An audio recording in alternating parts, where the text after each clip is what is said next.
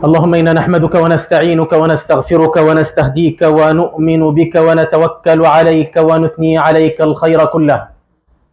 نشكرك ولا نكفرك ونخلع ونترك من يفجرك. اللهم إياك نعبد ولك نصلي ونسجد وإليك نسعى ونحفد. نرجو رحمتك ونخشى عذابك فقنا عذابك يوم تبعث عبادك. اللهم لك أسلمنا وبك آمنا وعليك توكلنا وفيك خاصمنا ولك احتكمنا وبك استعنا. فاغفر لنا ربنا ما قدمنا وما أخرنا وما أسررنا وما أعلنا وما أنت أعلم به منا. أنت المقدم وأنت المؤخر، لا إله إلا أنت ولا إله غيرك. وأشهد أن لا إله إلا الله وحده لا شريك له، له الملك وله الحمد، يحيي ويميت وهو حي لا يموت، بيده الخير وهو على كل شيء قدير.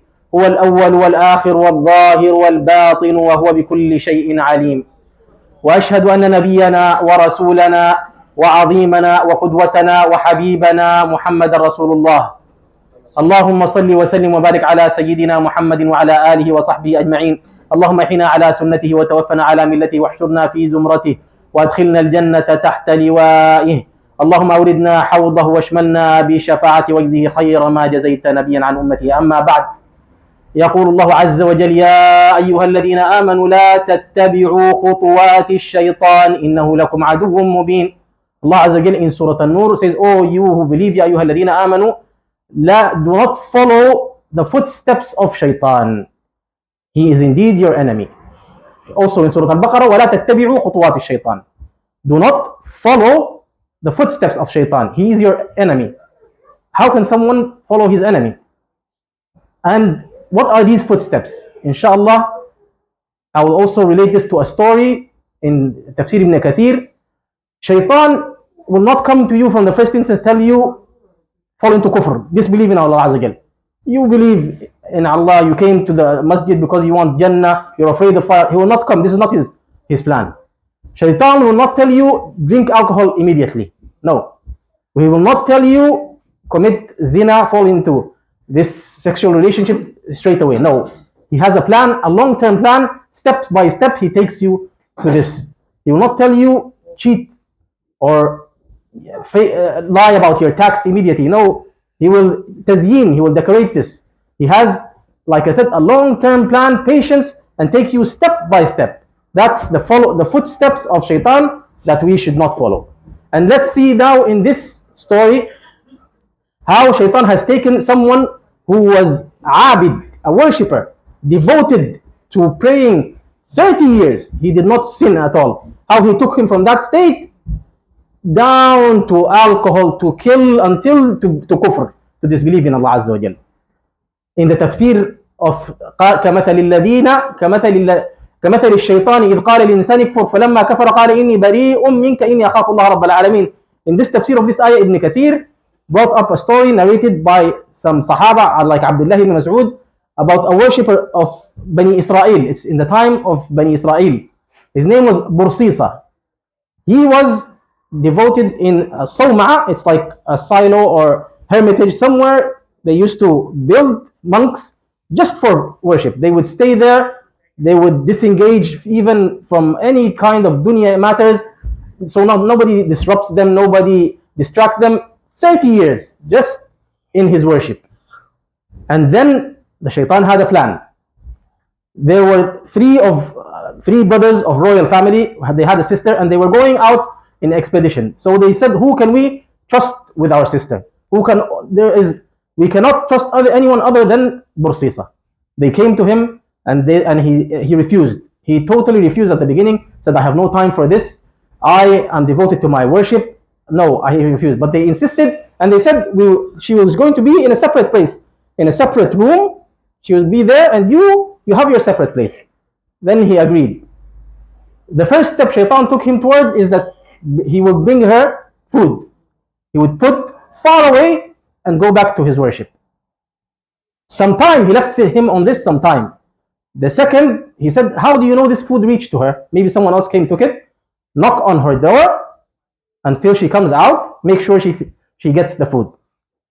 A long time on this. He would just knock, make sure she takes the food, and he would go back to his worship. Shaitan told him, this is, not humane of you. You might as well just say hello, chat a little bit, speak to her, see how she's doing, if she needs something else.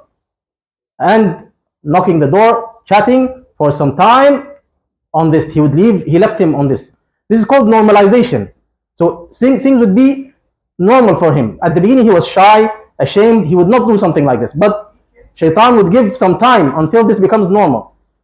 After it, he told him, why don't you go inside, sit with her, also so she would feel a little bit comfortable. Just ask about her, nothing, just very, very humane, this is human. And he did this also for some time. Then he told him, she's beautiful, admire her beauty, just tell her, you're beautiful, your eyes are like this, your hair, just words, nothing. Until some time also, a lot of time, until it became normal. And then the worst, and this is the most dangerous step, is the touching.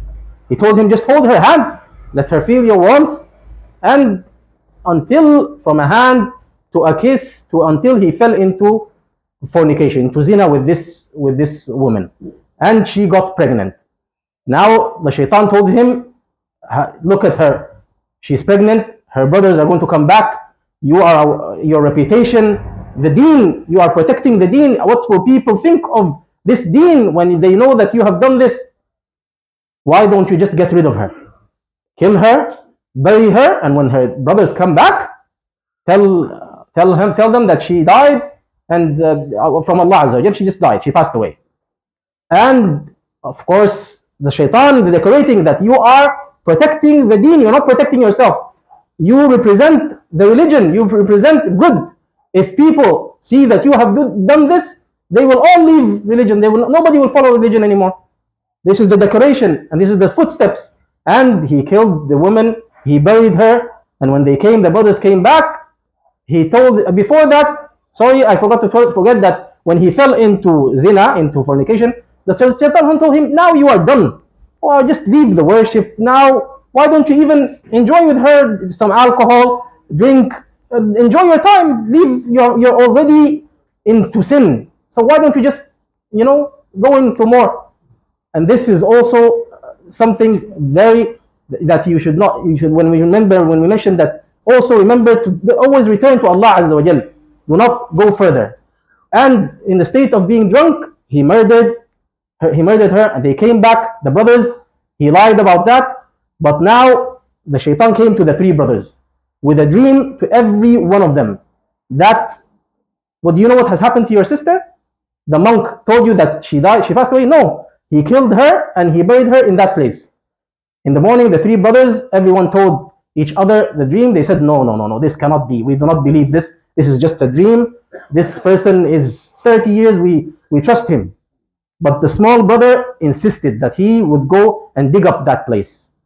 He went, he dug up that place, and he found the sister pregnant, the child, and now this monk is being taken to justice, yes, to be strangled, to the death penalty. At that moment, the shaitan came to him again. He told him, look at the situation you are in. No one other than me will save you from this situation. No one can save you other than me. But I have one condition, that you prostrate to me. You make sujood to me. You believe that I'm your savior. No one will save you other than me. And he took him to disbelief, to kufr. And he prostrated to the shaitan, and he died as a disbeliever. And this is the khutuwat of the shaitan.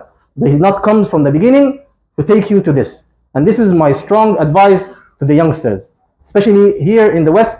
You are going to have to deal with the other gender, whether it be you are a male, to deal with females in university, in school. But put in mind the barriers. Never touch. This is a red zone.